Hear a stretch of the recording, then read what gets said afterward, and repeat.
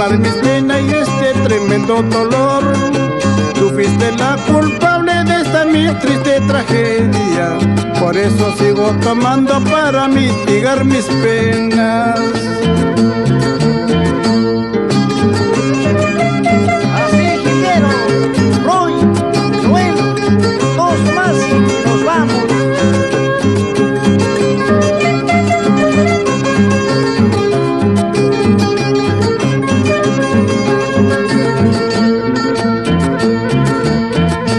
Yo sé como la etiqueta que estoy pegada en la botella. Con mi maldición, Cholita, no conseguirás perdón. Tampoco el arca de Noé te dará su alojamiento. Nuestro Señor divino sabrá cómo castigarte. Ay, ay, ay. Hasta siempre, Cholita, yo me alejo de ti para no sufrir tanto viéndote muy cerca. Hasta siempre, Cholita, yo me alejo de ti para no sufrir tanto viéndote muy cerca.